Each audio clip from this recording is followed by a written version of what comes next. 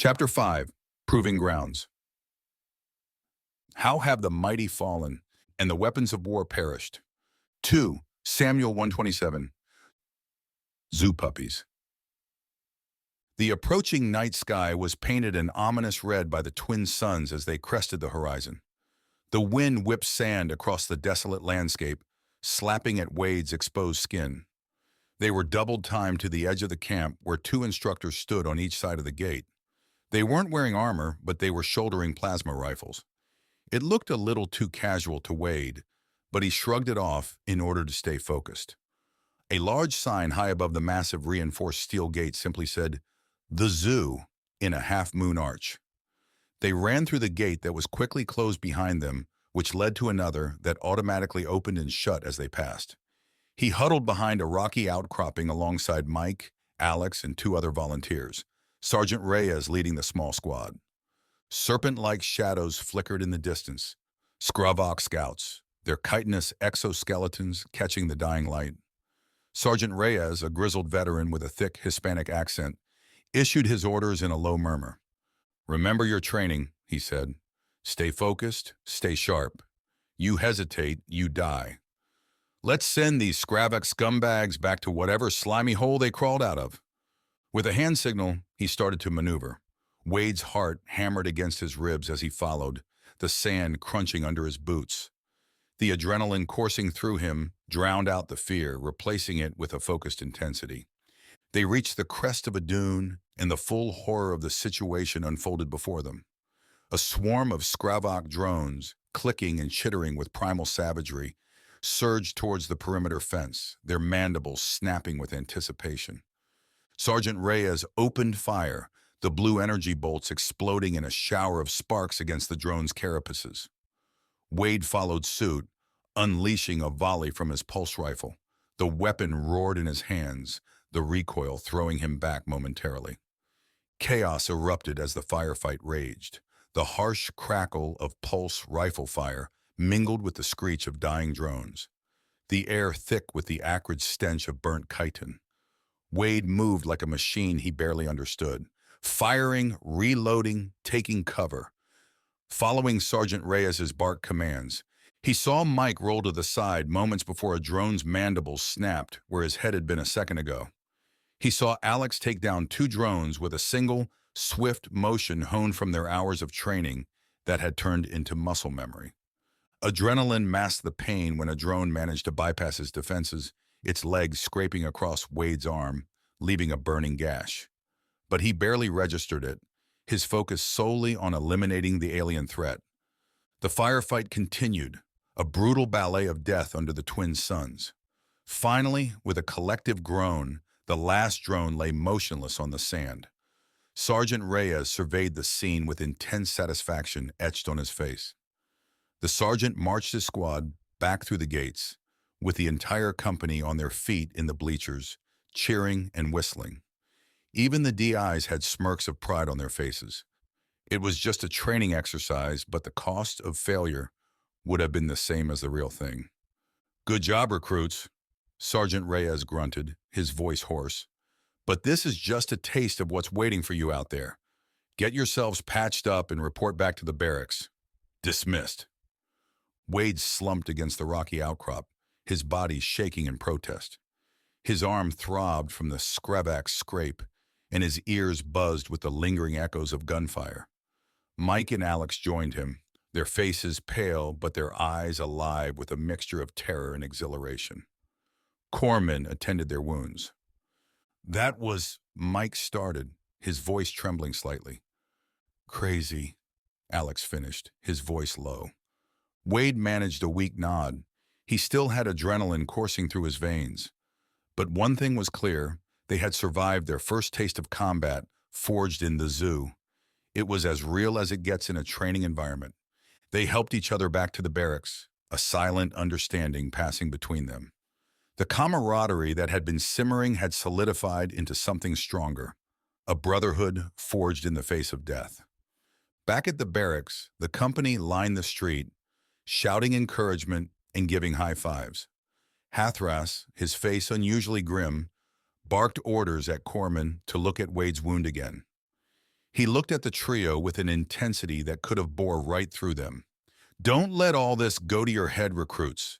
The drones are easy. You don't want to get too excited about killing little puppies. The reality of the Skravak threat hit Wade with renewed force.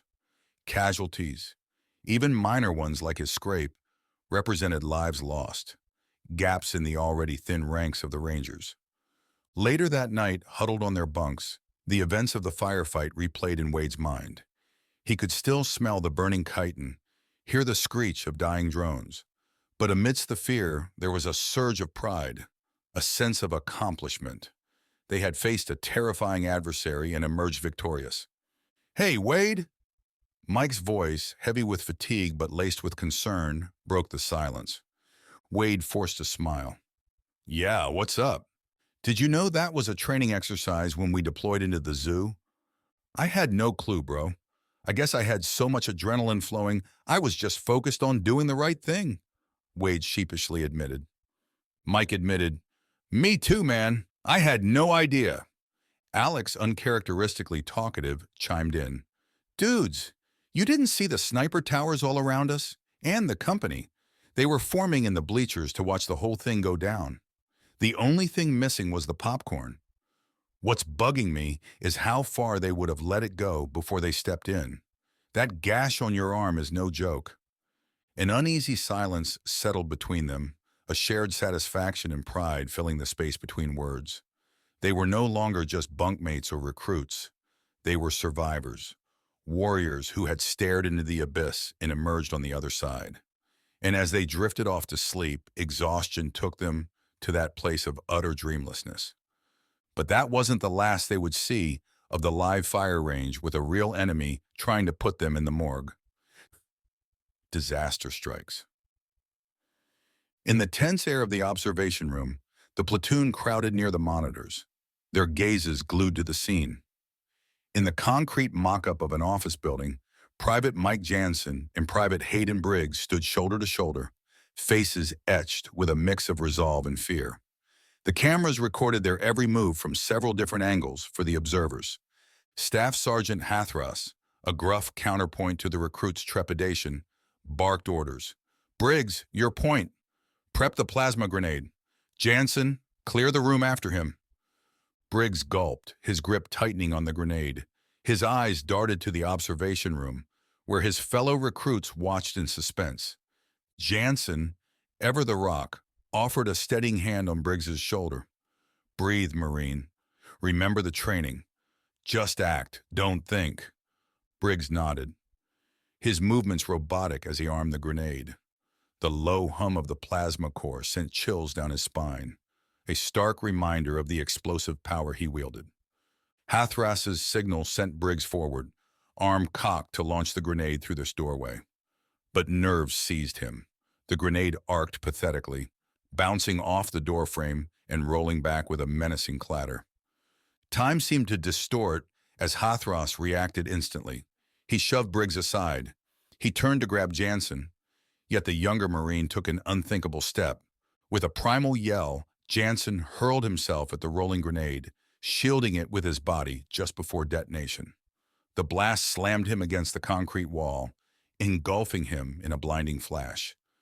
Silence reigned, broken only by the sizzle of dying energy and the muffled gasps from the observation room where the company watched the tragedy unfold. Briggs, his face pale, scrambled to his feet and froze with anticipation, waiting for Mike to emerge from the smoke-filled room. "Jansen! Mike! Can you hear me?" A weak cough and groan came from the other side of the room. Through the haze, Briggs could see Staff Sergeant Hathras kneeling beside Mike, blood oozing from his mouth, nose, and ears. His face was half-charred, and his armor was scorched and mangled. Hathras had a mix of fury and grudging respect etched on his face. "What were you thinking, Jansen? That was—" Hathras's voice cracked and trailed off with pity and awe at the young Marine's bravery. Mike died in the sergeant's arms. Wade watched in horror on the viewing monitors and tried to exit the observation room to get to Mike. Gunnery Sergeant Harris caught him by the collar. "Easy, Marine. You can't do anything for him now. Let the corpsmen do their job." She had seen this play out in actual combat too many times to be surprised or harsh with the young Marine's friend. It would take some strong leadership, empathy, and firmness to get Wade to focus. Honoring the fallen. The camp chapel was hushed, a solemn air hanging like a shroud over the gathered Marine recruits. At the front, bathed in the glow of soft lights, rested a soldier's tribute. Polished combat boots, firmly planted, with a rifle upended and dog tags hung from the pistol grip. It was a striking memorial to Private Mike Jansen, whose ultimate sacrifice had shaken them all. Wade stared hollowly at the display, his eyes tracing the deep grooves in the rifle's barrel. So many memories echoed through that cold steel. Their training, their struggles, their bond forged in blood and sweat. Beside him, Alex's jaw was locked tight, his eyes glinting with unshed tears.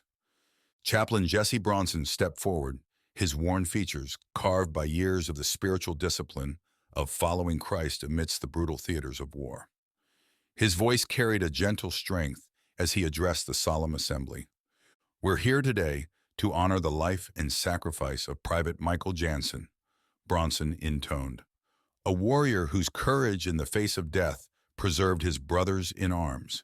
His selfless act will echo through the ages as a shining example of the highest ideals we uphold as Marines. Bronson's gaze swept over the gathered recruits and DIs, seeming to lock eyes with each of them in turn. Yet even as we exalt Mike's heroism, we must confront the darker truths that follow this tragedy. The burden of guilt, of self-doubt, of questioning one's actions that cost a life, these are weights many of you will carry. Wade felt those words like a physical blow. The sharp pang of grief mingled with recrimination. If only he had been there. If only he could have done something. Beside him, Briggs shifted uncomfortably, his shoulders tense. To you Marines who must bear this cross, Bronson continued, I say this, you must find the strength to forgive each other and yourselves. Regret is natural, even necessary to learn from past mistakes, but it cannot be allowed to consume you, to diminish the sacrifices made. The chaplain's voice took on an edge of weathered experience. I have seen too many good men and women crumble beneath the weight of their own guilt, tormented by things outside their control. Do not follow that path. Honor your fallen brother by living without that burden. Bronson turned his intent gaze towards Alex and Wade. Though he did not mention the obvious friendship the trio had forged, his next words carried an unmistakable target and weight. Part of that healing process requires an open heart, to yourselves and to each other. We are family, bound by codes as enduring as the bond between sisters and brothers. When we stray, when we falter or make mistakes that cost lives, we must have the courage to forgive. Not just for our own sake, but for the unit, for the mission. A heavy pause underscored the solemn truth of the chaplain's words. Briggs could feel the weight of unresolved tensions, see the subtly pained expression on Alex and Wade's face. That is the greatest tribute we can pay Mike Jansen, Bronson proclaimed, to emerge from this tragedy stronger, wiser, and more unified in our devotion to each other and our cause. His sacrifice will be rendered meaningless if it splinters us from within. With that, the chaplain stepped back, allowing a hush to fall over the proceedings. After a somber moment, a lone drill instructor raised his voice in a mournful roll call. Private Henderson, Semper Fi, Sergeant. Private Tillman, Semper Fi, Sergeant. Private Brown, Semper Fi, Sergeant. Private Jansen. Silence was the only reply. The call echoed. Private Jansen. Still silence. Private Michael Hunter Jansen. As the final words rang out, there was a long pause of silence. Then a lone bugler began playing the solemn, melancholy notes of taps. The mournful tune seemed to reach into Wade's soul, amplifying the gut-wrenching sorrow and loss. Tears streamed freely down his face as the poignant farewell filled the chapel. When the last note finally faded, the heavy silence stretched eternal. Wade felt unmoored, adrift in a torrent of emotions. He struggled to reconcile the chaplain's words on forgiveness with the cocktail of grief and anger raging inside him after Mike's death. finding it difficult to let go of the raw anguish in order to honor his fallen brother. As the Marine recruits filed out in hushed contemplation, Wade resolved to seek out Alex. Together they would share the burdens weighing them down and remember their friend by pressing on. He could not say with any confidence how he would engage Briggs, let alone forgive him. New comrade and new challenges. The barracks felt eerily empty without Mike's presence. Wade stared at the vacant bunk, a hollow ache settling in his chest. Beside him, Alex's shoulders were slumped, his usual stoic demeanor cracked by grief. A soft sniffle broke the silence.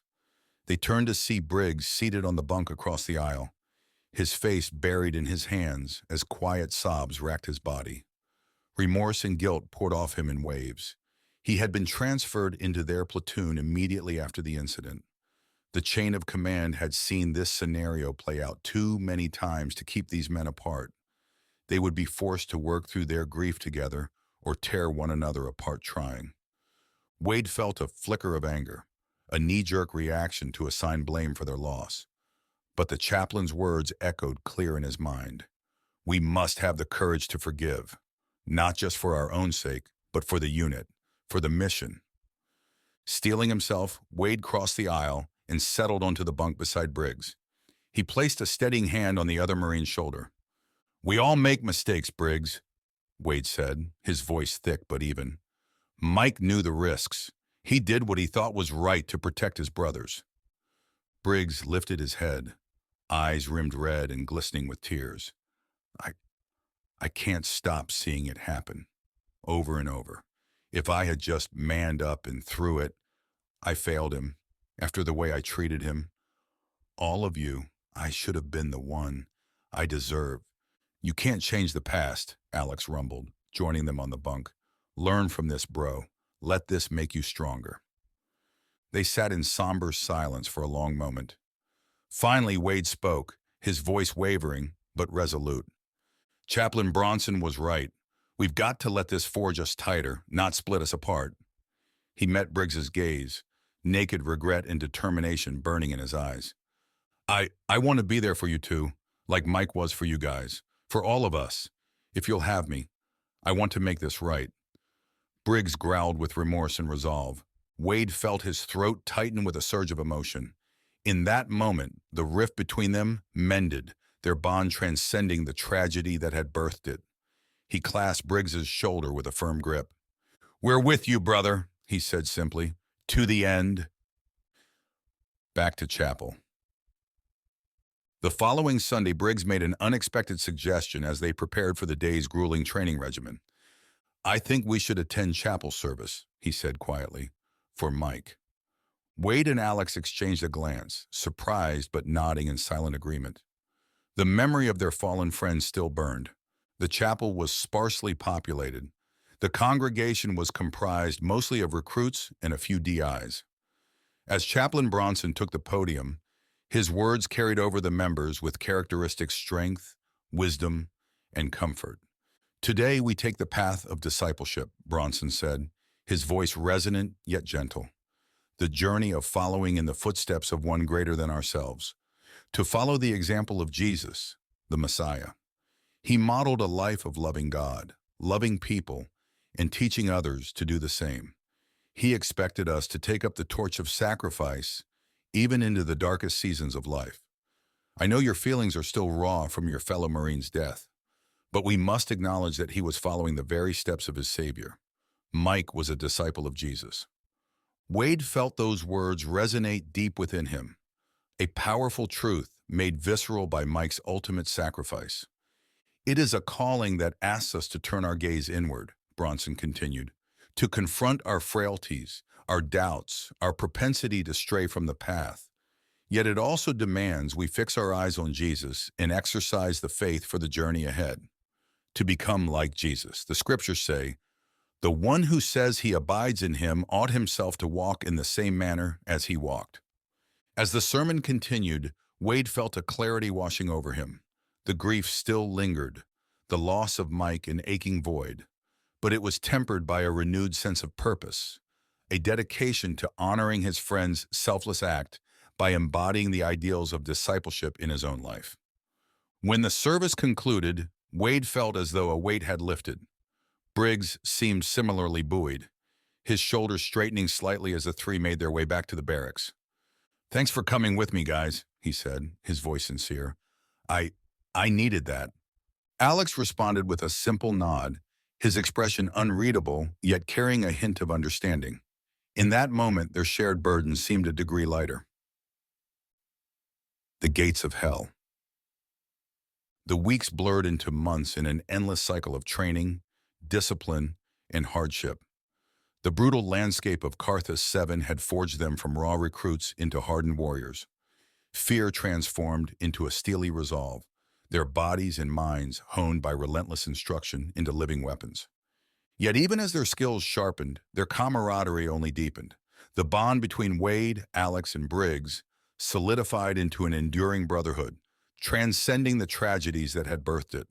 What had begun as a shared anguish elevated into a rallying force, a determination to honor Mike's sacrifice by emerging from the crucible as God-forged warriors of unbreakable spirit. One morning, as they gathered with the company for their usual briefing, a sense of electric anticipation hung thick in the air. Gunnery Sergeant Harris strode to the front, her usual inscrutable expression betraying the faintest flicker of pride. "Recruits!" she barked, her voice cutting through the silence like a blade. "The hour is upon us. You have endured the fires of training, surrendered blood, sweat, and tears to master your crafts. Now we put that dedication to the ultimate test." A murmur rippled through the ranks as Harris paused for effect. Wade exchanged a sidelong glance with Briggs and Torres, feeling the weight of those words settle onto his shoulders. "This is not another drill, not another walk in the park," Harris continued. "This is a live fire exercise. You will return to the zoo for a final rite of passage designed to evaluate your readiness for the battlefields beyond Carthus 7. Consider this a preview of the inferno that awaits you on the front lines." A collective hush fell over the company as the implications sank in. This was it, the culmination of everything they had endured. The forging of Marines from the raw materials of their former lives. "For the next 7 days," Harris growled, "you'll experience a rotating series of combat scenarios testing your tactical abilities, teamwork under fire, and personal perseverance. Basic supplies only. Water, rations, medikits, ammo, and your weapon. The rest is up to you."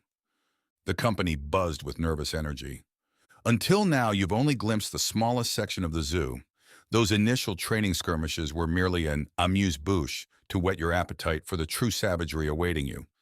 The zoo is actually 100 square miles of fenced-in aggression, complete with captured Skravak hunters and drones. The terrain shifts from barren deserts to rubble-strewn urban battlegrounds. It's a man-made replica of the war-torn colonies you'll be deployed to soon enough. Sergeant Reyes continued the briefing grimly. His calloused features instilled confidence in the recruits. "This is it, Marines. This is where the range hounds are separated from the pups. For the next 7 days, you are at war." Wade could feel the tension thrumming, the fidgeting and undercurrent of fear from his squadmates. Torres's jaw was locked tight, his eyes narrowed to slits. Briggs kept running his thumb over the receiver of his rifle, a nervous tick betraying his inner turmoil. "The rules are simple," Reyes growled. "There are no safety catches here, no snipers in Overwatch towers. Your rifle and K-bar are live, meaning you are cleared to go hot. In other words, engage any Skravak scum with lethal force." A murmur rippled through the gathered Marines. Wade's heart pounded in his throat. This was no scripted scenario. This was the closest approximation of true combat they would face until their boots hit the soil of an embattled colony world. "Make no mistake," Reyes continued. "While the Skravak drones some of you faced before were aggressively lethal, they don't hold a candle to the Skravak hunters you'll engage in the zoo. They don't carry weapons, but they are still formidable killers. They are hungry and will literally eat you alive. Underestimate them at your peril." He let that sobering warning hang in the air for a moment before driving the final point home. "You will start as squad-sized elements. The last 4 days will be on your own, solo survival. We are well aware of the inherent risks, but we will make no allowances for cowardice. If any Marine recruit calls for an emergency evacuation for any reason, your days in the Ranger pipeline are over. You'll be reassigned to the grunt pool as a Marine regular. We've whittled the company down to 50% of you maggots already. The zoo will take her 20% of flesh off the top of that. Wade felt his jaw clench at those words, the challenge ringing loud and clear. There would be no tapping out, no safety net. Once they passed through those gates into the zoo's hunting grounds, they would be committed until their evaluation was complete or they succumbed to the evils within. Gunnery Sergeant Harris swept an intense gaze over the company, seeming to bore into Wade's soul with a final proclamation. Prove you have what it takes to earn your way to being a Marine and a shot at the next phase of becoming a Ranger. Or don't come back at all. As the briefing concluded and the company dispersed to begin preparations, the gravity of the situation settled over Wade, Alex, and Briggs. This would be the ultimate trial, their initiation into the brotherhood of combat-tested Marines. Wade felt the weight of responsibility descend onto his shoulders. So much had led to this moment. The tribulations, the loss, the soul-forging anguish that had recast their destinies. He would not fail, could not fail, not just for himself, but for Mike. Briggs seemed to sense Wade's turmoil, punching him in the shoulder as they moved to gather their equipment. "We've got this, brother," the former tormentor said, his voice laced with a subtle pride. "We got this." Alex's face was covered with a menacing grin. "Yeah, we do. For Mike." Wade and Briggs responded in stereo, "For Mike." They turned to face the gates of the zoo where their ultimate rite of passage awaited. Whatever torment Karthus 7 threw at them, they would emerge from the crucible reborn, ready for the next phase of training on their way to becoming Deep Space Rangers.